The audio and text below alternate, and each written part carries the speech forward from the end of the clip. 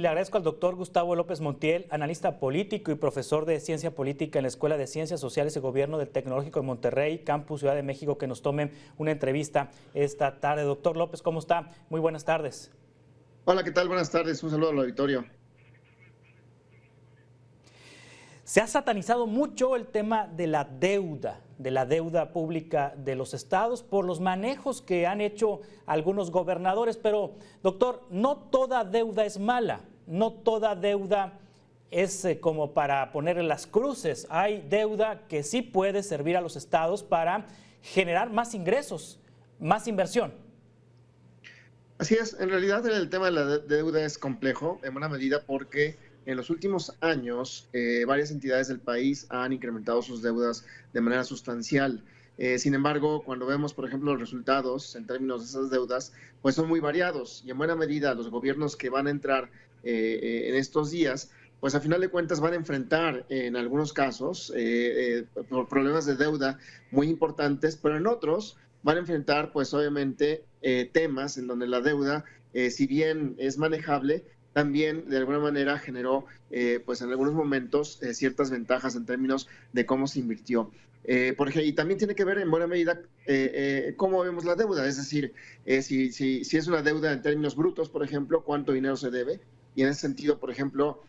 aunque la Ciudad de México no cambia de gobierno en este caso, pero la Ciudad de México es la entidad que tiene la deuda más alta en términos brutos, pero por ejemplo, si la vemos per cápita, pues entonces el panorama cambia.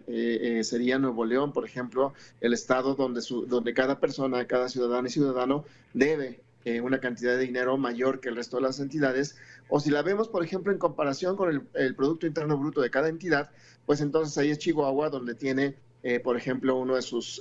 temas más relevantes porque la deuda representa pues una cantidad importante con respecto al PIB estatal. O, por ejemplo, si la vemos en términos de cómo los estados son capaces de financiar sus deudas, pues entonces aquí vemos otra vez a Chihuahua con un problema muy importante porque las participaciones federales que en buena medida financian las deudas y otras cosas en los estados, pues en buena medida estarían comprometidas durante los próximos meses para poder financiar la deuda. Entonces, depende en realidad de cómo la vemos. Sí, Gustavo López, ¿qué porcentaje de los ingresos de los estados es sano comprometer en deuda? ¿Hasta qué porcentaje del total de los ingresos que cada gobierno estatal tiene puede comprometerse en deuda y a partir de qué momento esto puede salirse de control? Bueno, también es un tema que depende de cada entidad y también depende de con quién se comprometen. Por ejemplo, hay compromisos que se configuran con bancos, por ejemplo, o compromisos que se configuran con el propio gobierno federal o con entidades locales, por ejemplo. En buena medida depende. También depende de cómo comprometen esa deuda, si la comprometen con un interés de cierto tipo en cierto plazo y al final de cuentas eso pues da cierta viabilidad. Por ejemplo, hay entidades que ante el hecho de que no pueden sufragar sus gastos y ya no tienen para pagar, pues entonces tienen que recurrir al gobierno federal para poder, o a entidades de ese tipo para poder financiar esa deuda. O, por ejemplo, hay entidades que contratan créditos para distintos proyectos con bancos. O, por ejemplo, pasa en algunos casos que, por ejemplo, el caso de Nuevo León, en donde la deuda más importante sí es del Estado, pero de entidades públicas dentro del Estado. Hay, por ejemplo, estados donde toda la deuda completa es del gobierno estatal, pero hay casos, como comentaba con Nuevo León, donde hay entidades de la propia administración pública, que al final de cuentas han contratado deuda de manera independiente y que representa un monto importante de deuda. Entonces, en realidad, el tema de la deuda es un tanto complejo porque es muy variado en su configuración y a final de cuentas la forma de contratar esa deuda es la que puede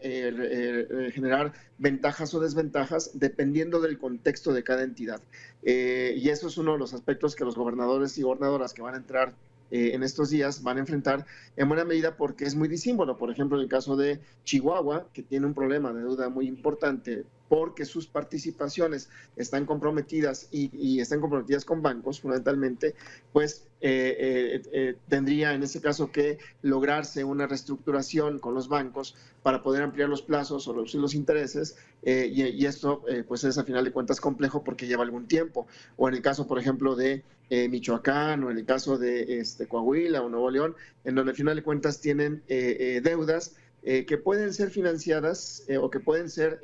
salvadas en algún momento, pero al final de cuentas implican otro tipo de estrategia para poder ser viables. Sí, también estamos hablando de la deuda de largo plazo, pero hay deuda de corto plazo que tienen que saldar los gobernadores justamente cuando terminen sus sexenios. Ha ocurrido que gobernadores, por ejemplo, la gobernadora de Sonora, Claudia Pavlovich, pues pagó toda la deuda de corto plazo porque tenía legalmente que hacerlo, si no hay sanciones administrativas o hasta penales para ella y para sus colaboradores, pero dejó sin dinero la nómina, dejó sin dinero para hospitales, dejó sin dinero para el gasto corriente del último trimestre del año, de los últimos 4 meses del año, y el nuevo gobernador Alfonso Durazo tendrá que contratar deuda de corto plazo para poder salir adelante con los compromisos que tiene el Estado. Esto de la deuda de corto plazo es medio tramposo, Gustavo. Así es, en buena medida porque pues al final de cuentas quienes prestan, que son normalmente bancos, prestan con una tasa de interés relativamente alta en comparación con otros posibles préstamos que se pueden configurar, y pues salva el momento, pero genera una especie de bola de nieve que si no se controla, pues en algún momento se puede salir de las manos, como ocurrió, y este es uno de los casos relevantes en el caso de Chihuahua. En Chihuahua hay un tema que es interesante, porque a pesar de que el Estado trae ya varios años,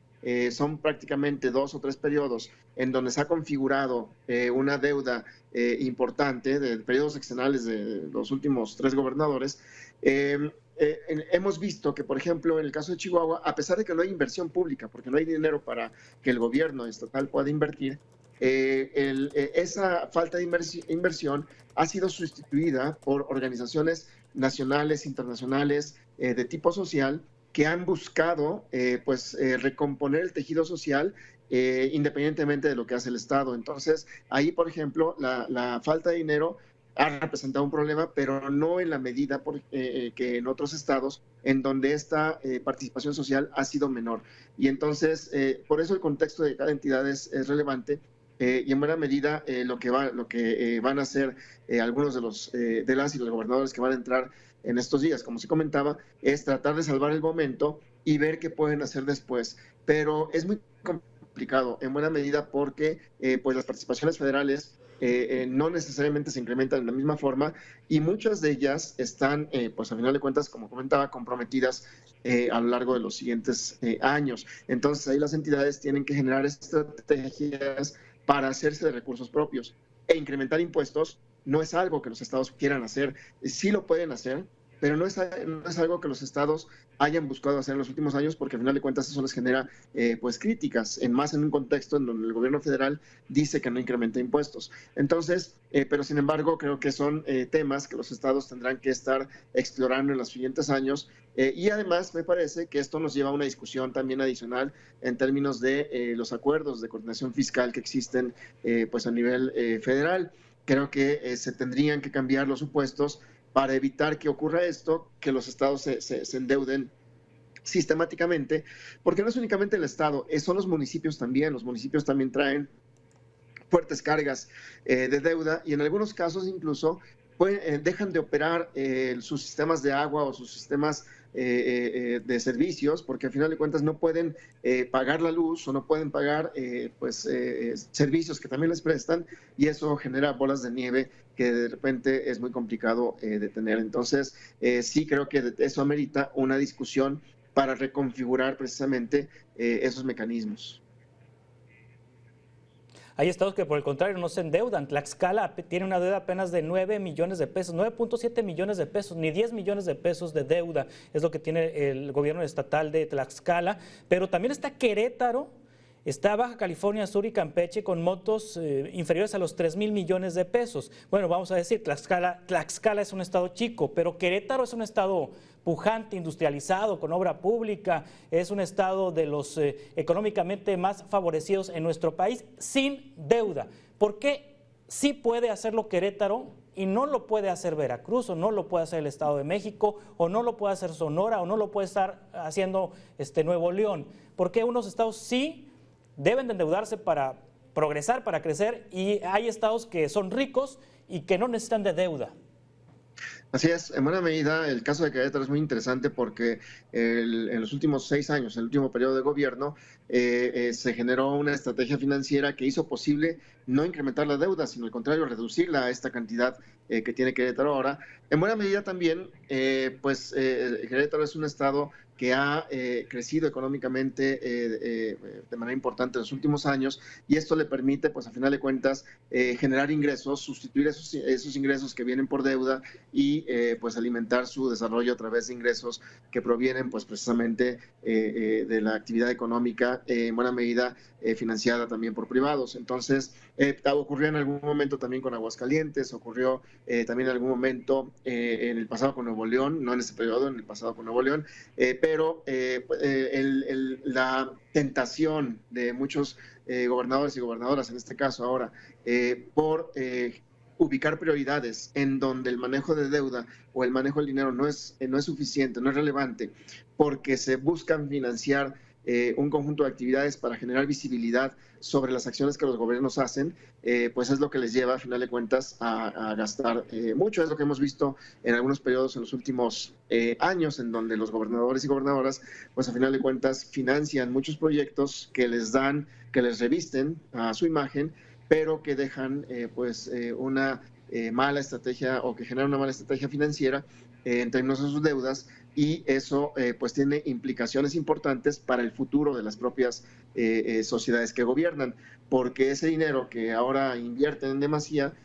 pues a final de cuentas va a generar de no ser manejado adecuadamente el tema, pues va a generar una fuerte carga para las futuras generaciones. Entonces, por ejemplo, muchos servicios que estamos gozando, quienes estamos ahora, pues van a ser pagados realmente por las generaciones futuras, en quienes se va a ubicar la carga del financiamiento de las deudas que se están generando ahora. Y esto fue, como comentaba, de estos últimos años. En realidad, Querétaro y otros estados han sido excepciones en ese sentido, pero lo que podemos ver en el contexto de los estados del país es que pasa poco, o sea, invierten poco, tienen pocos o malos espacios de manejo de su dinero, y eso pues genera los problemas que hemos estado viendo en algunas entidades, en donde pues no hay inversión pública, no hay posibilidades de desarrollo, y esto se compromete pues a lo largo de los siguientes años, ¿no? Y no son pocos años, son muchos años lo que tarda pues recuperar a un estado en ese sentido. Sí, que puede ser un estado que para crecer económicamente necesita inversión pública, necesita obra, y que esa obra le generen ingresos propios en el futuro. Es decir, ¿cómo saber cuándo una deuda es sana? Cuándo una deuda es para que en el futuro haya pues crecimiento económico, haya pago de impuesto predial, haya inversiones de privados, haya un detonante de sectores económicos a partir de la construcción de una infraestructura, un parque industrial, una carretera, en fin, que se tenga que hacer con recursos públicos. ¿Cuándo se puede justificar que una deuda al final de cuentas va a ser beneficiosa para una entidad? Bueno, pues hay diversos indicadores en ese sentido. Tendría que verse, por ejemplo, con respecto al PIB estatal, por ejemplo, con respecto a la carga per cápita, con respecto a su financiamiento, a la capacidad de su financiamiento y su viabilidad, para que quede dinero para pagar, pues obviamente, este tipo de inversión. Pero al final de cuentas, esa deuda no se debe utilizar, me parece, en el gasto corriente. En buena medida, se tendría que utilizar fundamentalmente en temas de inversión, en infraestructura que fomente capacidades económicas, en inversión en desarrollo tecnológico que fomente, pues obviamente, competitividad del sector productivo local, inversión en educación, por ejemplo. Muchos estados, no muchos, algunos estados invierten en educación lo mismo que invierte, por ejemplo, la federación en ese mismo estado en educación. O sea, la federación da una cantidad que serviría para financiar la educación en un año en el estado, y el estado pone a veces una cantidad igual. Pasó con casos como Aguascalientes, como Querétaro, como mismo Nuevo León, en donde esas entidades financiaban con cantidades similares procesos educativos, y esto pues a final de cuentas genera en el futuro, es algo que no se ve inmediatamente, y por eso los gobiernos a veces no toman estas estrategias, pero es algo que se ve en el futuro, porque pues al final de cuentas genera recursos humanos capacitados, personas con habilidades para dedicarse a actividades económicas que dejan mayor valor a la entidad en su conjunto, y esto pues es a final de cuentas lo que beneficia a las sociedades en el largo plazo. Cuando los gobiernos pues obviamente enfocan pues el corto plazo, las posibilidades de éxito son obviamente menores. Se va a ver bien en ese momento, pero al final de cuentas va a dejar una carga impositiva, perdón, una carga importante en términos de dinero a las personas que gobiernan. Doctor Gustavo López Montiel, analista político y profesor de Ciencia Política en la Escuela de Ciencias Sociales y Gobierno del TEC de Monterrey, Campus Ciudad de México. Muchas gracias por tomar esta entrevista. Estamos en contacto para seguir conversando sobre estos temas. Claro que sí, gracias. Un saludo al auditorio.